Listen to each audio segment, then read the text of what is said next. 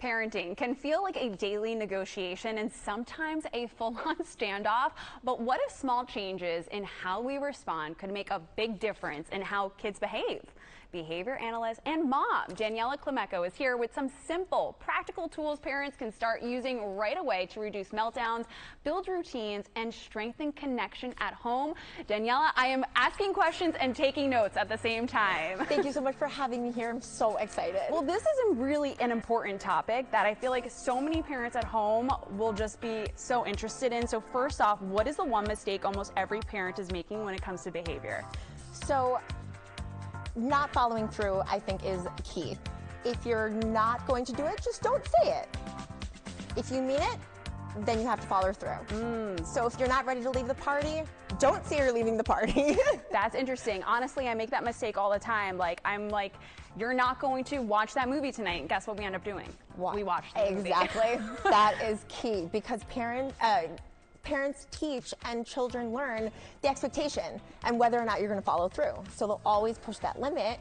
If you stand strong, they'll know that you mean business. That is so, I understand that. Now, you say kids repeat what gets attention. So are we accidentally rewarding the wrong behavior without realizing it?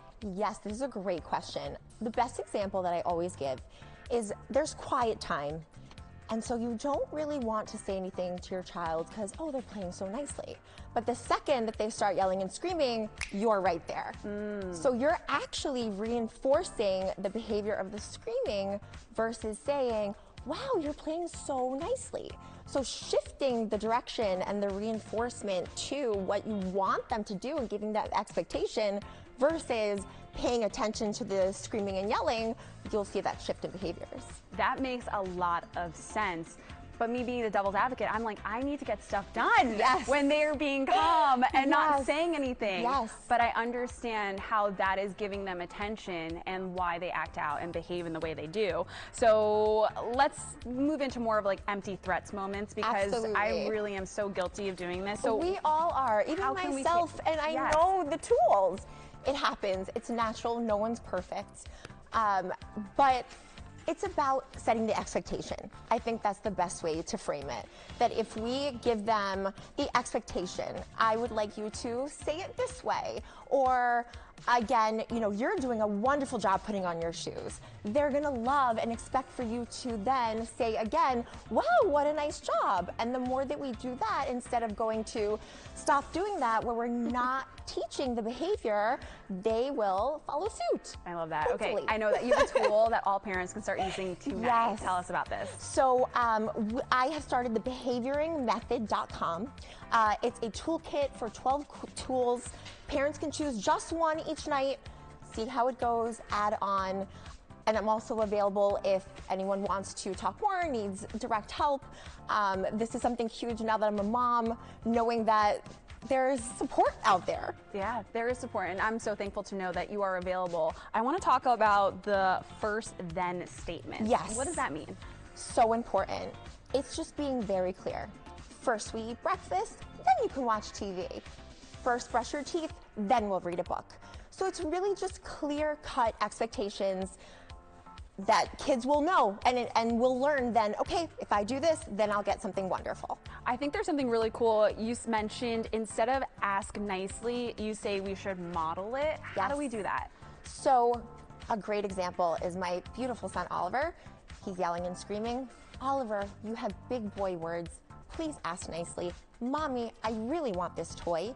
And he will change how he's saying it to me and therefore get the toy. How has becoming a mom changed the way that you see kids' behavior? Because I know that you've been doing this for quite a while. What an incredible question. It is completely different when it is your kid. And I think that's the biggest point of putting the two lives together, knowing the tools, but then also being a mom, knowing how hard it is, that not every situation is textbook. Grounding myself, bringing myself back. I think that's the beauty of having tools, because in that moment you can take a deep breath, pick one out that you know, see if it works, and if it doesn't, that's okay too. You'll try another one or try again at a different time. Yeah, great advice, and I know that you are always keeping us up to date with podcasts. Yes. Tell me about your podcast. Absolutely. So I'm the host of the Seasons podcast. And the beauty is it, again, wraps up everything. It's every season of womanhood, including mothers, not mothers, everyone who has a story and wants to share. I think it's so important that we all highlight one another and support each other, similarly with helping support behaviors.